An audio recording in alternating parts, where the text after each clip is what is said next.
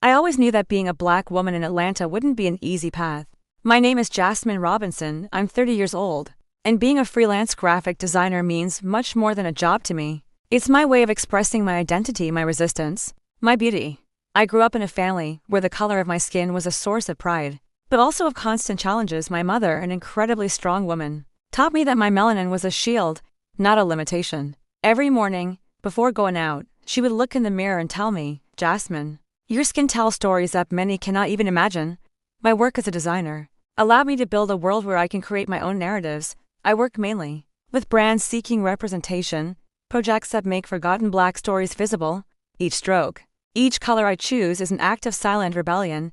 I met Marcus at a contemporary art exhibition. He, a white man from an upper middle class background, and I, a black woman with African American roots. From the first moment, I felt that something was different. It wasn't just a connection, it was a dialogue between worlds that normally don't converse. When we first looked at each other, I knew this encounter would be the beginning of something transformative. Marcus didn't just look at me, he saw me, not as an exotic object, but as a complex woman with stories to tell. I wonder, will this be the moment my life will change completely? Am I ready to break down all the walls that racism builds? That night, looking at my design portfolio, I realized my life would be like my projects, a canvas where I would choose each color, each stroke, and no one, absolutely no one, would erase me from my own story. The first months with Marcus were like a dream.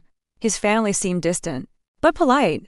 Gradually, I realized that my skin color generated a silent tension that no one wanted to name. One Sunday afternoon, while having tea at his house, Marcus looked at me with those eyes that melted me and dropped the bomb.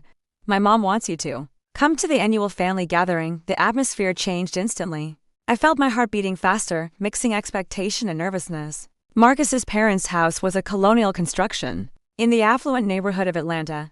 White walls, antique furniture, portraits of past generations watching me as if I were an intruder. Every corner screamed a story of privilege that did not include people like me. I prepared my outfit with dedication. I wanted to show that I was not just Marcus's girlfriend, but a professional, confident woman. An emerald green dress that highlighted my skin, elegant shoes, accessories that told my story. The afternoon of the family reunion was approaching, bringing with it a mix of emotions I could not control. Would they accept me? Would this be just another interracial encounter cliché where I pretend to be invisible? Marcus tried to calm me down. "Relax, my family is modern," he would say. But I knew the subtleties of racism too well to believe blindly. While choosing my earrings in front of the mirror, I wondered, will I be just a guest in this family story? Or will I manage to write my own chapter? I arrived at Marcus's family house, with my heart in a knot. The impeccable garden, the well-trimmed rose bushes, everything seemed like a perfectly staged setting, where I was the only discordant note. Marcus's mother, Elizabeth, greeted me with a smile that didn't reach her eyes. A protocol greeting, 2 kisses on the cheek, a handshake that lasted less than necessary. I felt every microsecond of discomfort. The living room was a museum of family history. Portraits of previous generations, all white, all with the same look of superiority. I sat on an antique sofa, aware that every movement would be observed, judged. Marcus tried to make conversation, introducing me to his uncles, cousins. Each introduction came with quick glances, contained whispers. I didn't need to be a fortune teller to understand what was happening. I was the intruder. The grandmother, a woman over 80, stared at me fixedly. In her eyes was a mixture of curiosity and bewilderment. What would she think of me? Would I be just another foreign body in her immaculate world? Lunch went on between awkward silences and superficial conversations. They talked about trips, family, businesses, about everything except me. It was as if my presence was a mistake that everyone was trying to ignore.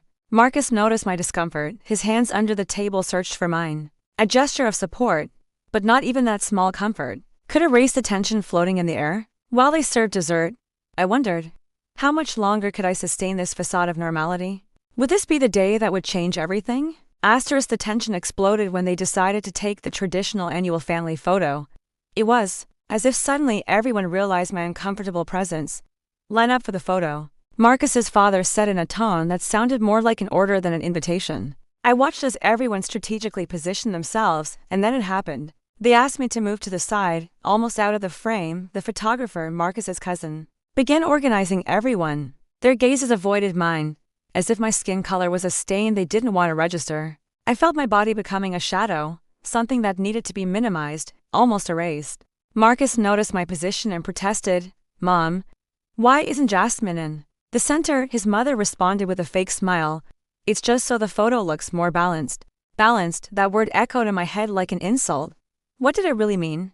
That my blackness to stabilize the perfection of their white, privileged world? The photographer's flash sounded like a hammering in my head. Each click was a silent blow to my dignity. It wasn't just a photo. It was the materialization of years of exclusion, of structural racism. Marcus looked at me with a mixture of shame and frustration. But I had already decided I wasn't going to let them turn me into a ghost in their family history at that precise moment. While it kept me on the edge of the image, I understood that this photo would be the perfect symbol of my struggle to exist. Despite everything in the margins, the photo was over. But the pain remained etched on my skin. Marcus tried to apologize, but his words sounded empty, like an echo that couldn't penetrate the thick wall of racism I had just experienced. His mother, Elizabeth, feigned normalcy. She continued serving coffee as if nothing had happened. The uncles continued their superficial conversations about business and travel. I was a ghost in the middle of their perfect white world. I stayed in a corner of the living room, observing. Each portrait on the wall was a reminder of my exclusion. Generations of similar faces, all white, all the same, and me a different point that didn't fit into their family composition. Marcus tried to approach, but I stopped him with a look. I didn't need his apologies, I needed understanding. His hands trembled, revealing his own discomfort. Would he be capable of confronting his own family? The grandmother watched me from a distance. In her eyes, there was something more than the initial contempt. Was it curiosity, recognition? I didn't know at that moment that the silence was more deafening than any word. Each look, each contained gesture screamed louder than any direct insult. I was being erased, not just from the photo, but from their entire family reality. My mind traveled between rage and sadness. This wasn't the first time I had felt this way, but it would definitely be the last time I would allow myself to be treated like an intruder in my own story. While the coffee cooled in my untouched cup, I wondered how many women like me had gone through this same moment of invisibility. The silence broke when the grandmother asked to speak with me. Alone, everyone was left bewildered. Marcus looked at me with a mixture of surprise and hope. In the family study, surrounded by old books and generational portraits, the elderly woman observed me with an intensity that transcended years. I need to tell you something, she said in a firm voice. I sat down, expectant.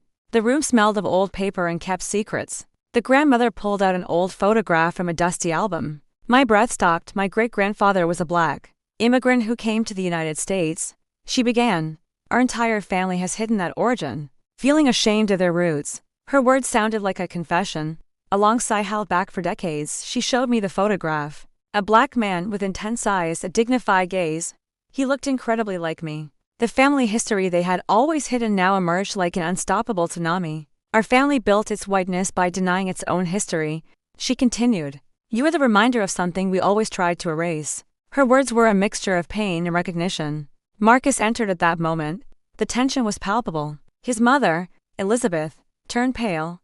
The family secrets began to crumble like a house of cards. The grandmother took my hand, a gesture that traversed generations of silence and denial. At that moment, I understood that my presence was not an invasion, but a return. Looking at that old photo, I wondered how many stories like mine had been silenced between these very walls. The grandmother's revelation completely transformed the atmosphere. Elizabeth, Marcus's mother, lost all color. Her hands trembled as she tried to deny the newly discovered history. This cannot be true, she whispered. But the evidence was there, in the yellowed photograph that the grandmother had brought out. A black man, proud, part of our family history. Marcus looked at me as if seeing me for the first time. His eyes reflected a mixture of amazement and shame. Shame of what? Of his own history, or of how they had tried to hide it. The tension was unbearable. The uncles began to murmur, some denying, others trying to process the information. I remained silent, being the center of a family storm I never imagined provoking. The grandmother continued her story. She spoke of how her great-grandfather had been erased from family records, of how they had built a narrative of whiteness based on lies and silences. You have lived a lie, she said, looking at everyone. A lie built on racism and the denial of our roots. Her voice sounded like an unforgiving judge pronouncing a sentence. Elizabeth tried to defend herself, but her arguments sounded hollow. Each word was a new crack in the wall of her supposed family. Perfection. Marcus took my hand, a gesture of solidarity that resonated louder than any word.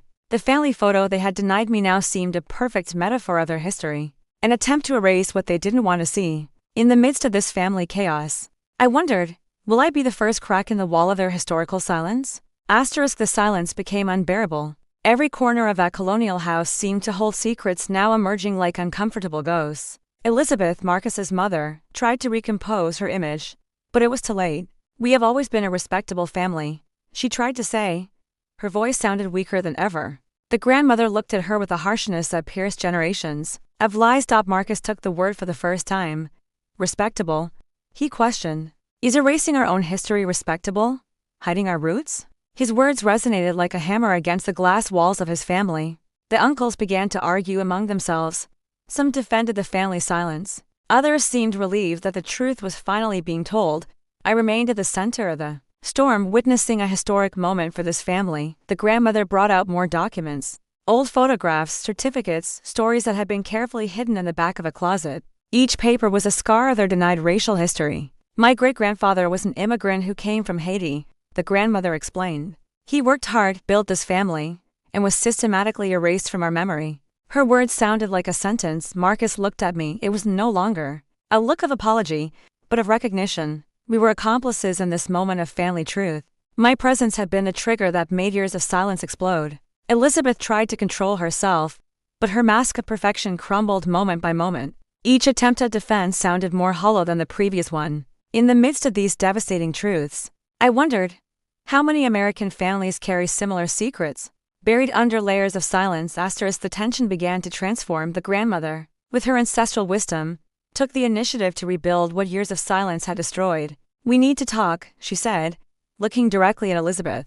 Her voice didn't sound like an accusation, but like a call to truth. Marcus sat beside me, his hand intertwined with mine, a gesture of silent support. The younger uncles began to ask questions. How was it possible they never knew about their family history? What else had they hidden? Each question was another blow to the wall of lies built over generations. Elizabeth cried silently. These weren't victims' tears, but those of someone who finally understands the depth of their mistake. The family photo that had excluded me now seemed a symbol of everything they had denied. The grandmother began to tell stories. She spoke of the immigrant great-grandfather, of his struggles, of how he built this family with work and dignity. Each word was an act of historical reconstruction. Marcus looked at me differently. He was no longer the ashamed boyfriend, but someone willing to understand his own history. I never knew any of this, he whispered to me. His voice sounded broken, but honest. The silences began to transform. The looks of initial rejection started to become gestures of recognition. It wasn't a complete reconciliation, but it was a first step. The house that once seemed to me a museum of exclusion now became a space of revelation. Every corner seemed to hold secrets that could finally be named.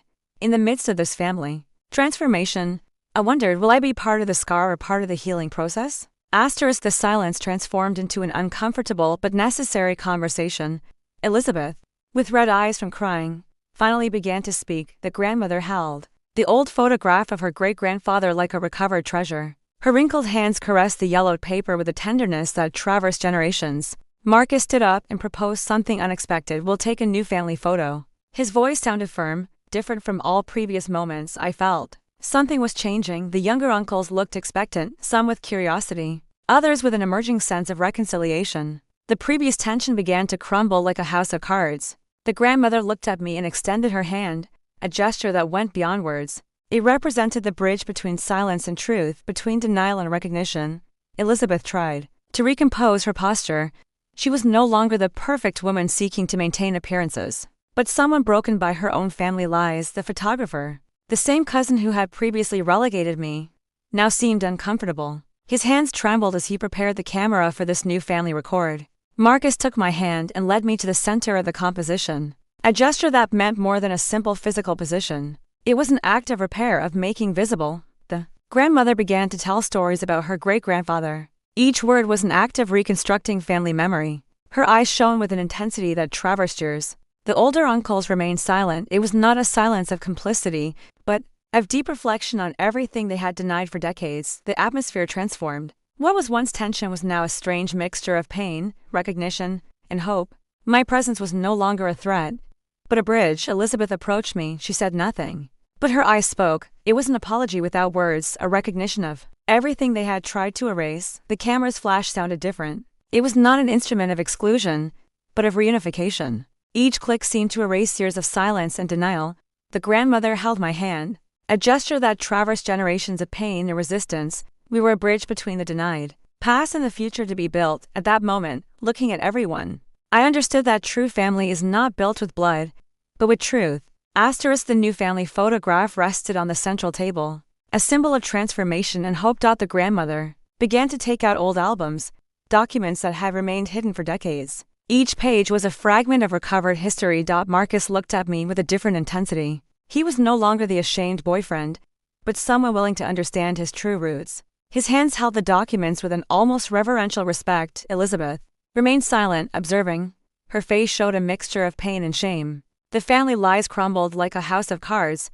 The younger uncles began to ask questions. They wanted to know the story of the immigrant great-grandfather, understand the silences that had marked their family history. The grandmother told the story in detail. She spoke of sacrifices, of discriminations, of how her great-grandfather had built a dignified life amid adversity. Each word was an act of historical justice. I felt part of something larger. I was not just an intruder in a family, but a bridge between generations, between forgotten memories and truths yet to be discovered. Marcus took my hand, a gesture that meant more than love. It was a commitment to family reconstruction. His eyes shone with a new understanding. The documents revealed painful stories, work certificates, letters that showed the constant struggle against discrimination. Each paper was a scar of resistance. Elizabeth began to cry silently. These were not victims' tears, but those of someone who finally understands the depth of their historical error. Her silence was now a recognition. The grandmother looked at me with an intensity that traversed generations. "You're a part of our history," she told me. Her words sounded like a blessing, not a concession. The older uncles began to share their own memories, stories that had been silenced, memories that could now be named without shame. The family living room transformed. It was no longer a space of exclusion, but of reconstruction. Every corner seemed to breathe a new truth. Marcus proposed something unexpected, documenting the entire family history, not as an act of shame, but of recognition and repair. Amid those documents and looks, I wondered, could this be the beginning of a new family memory? The family house was no longer the same. Silences had transformed into words, lies into shared truths. Marcus organized a special meeting with historians and genealogists to document the recovered family history. Each document, each story, took on a new meaning. The grandmother looked at me as if I were the missing link that had finally arrived to complete a family puzzle. Her eyes shone with ancestral wisdom. Elizabeth began to actively participate in reconstructing family memory. Her hands, once rigid, now caressed the documents with a new understanding. The younger uncles wanted to know every detail of the immigrant great-grandfather's story. Their questions no longer came from denial, but from genuine curiosity. We organized a new photographic session. This time, everyone wanted to be present, not as a forced pose, but as an act of historical reconciliation. Marcus held my hand. His love now meant something more than a personal relationship. It was a commitment to family truth, to making hidden stories visible. The new photograph would be different. There would be no margins, no exclusions. We would all be part of the same frame, the same historical moment. The historians helped us reconstruct the family genealogy. Each name, each date, took on a new meaning. We were not just a group of people, we were the continuity of a resistance story. The grandmother shared stories that had never been told before, tales of struggle, dignity, and identity building in the midst of adversity. Elizabeth asked for forgiveness not just with words but with actions. She began investigating Afro-descendant communities, participating in visibility projects. The older uncles began to recognize their own denied history. Each conversation was an act of collective healing, of reconstructing family memory. Marcus proposed creating a documentary about the family history, not as an act of exposure, but of preservation and honoring forgotten roots. The house that had once seemed a space of exclusion was now a place of encounter, recognition, and truth. Looking at everyone, I understood that true family is not built with blood, but with the courage to look in the mirror of truth. The family transformation had been deeper than anyone could imagine. Each revealed secret was a step toward collective healing. Marcus and I looked at each other with a complicity that went beyond love. We were witnesses to a silent but powerful family revolution. The house that once seemed like a hostile territory was now a space of historical reconstruction. Every corner held stories of resistance and hope. Family albums, previously hidden, were now exposed. Each photograph told a story of struggle, invisibilization, and resilience. Elizabeth had changed completely. She was no longer the woman trying to maintain appearances, but an ally in the fight against structural racism. The grandmother remained the guardian of memory. Her eyes shone every time she shared another forgotten family story. The younger uncles began to investigate more about their Afro-descendant roots. Each discovery was a celebration of identity. Marcus proposed creating a family archive to document the entire history, not just as a record, but as an act of historical justice. We organized meetings with other families who had gone through similar experiences. The support network grew with each shared story. The family photograph that had previously excluded me was now a symbol of transformation. Each member occupied their place with pride and dignity. We decided to create a documentary about our family history, not as an act of exposure, but of preservation and education. Silences had transformed into deep conversations about identity, race, and belonging. Each encounter was collective healing. The family house was no longer a space of exclusion, but of encounter and recognition. We had rewritten our own story. We understood that true family is not built with blood, but with the courage to look in the mirror of truth. Today, I ask you, who have followed my story, have you ever experienced racism in your own family or environment? Share your experiences in the comments. Every story is important, every voice counts. Together we can break the silence and build a more inclusive future. #MyResistance story #against racism.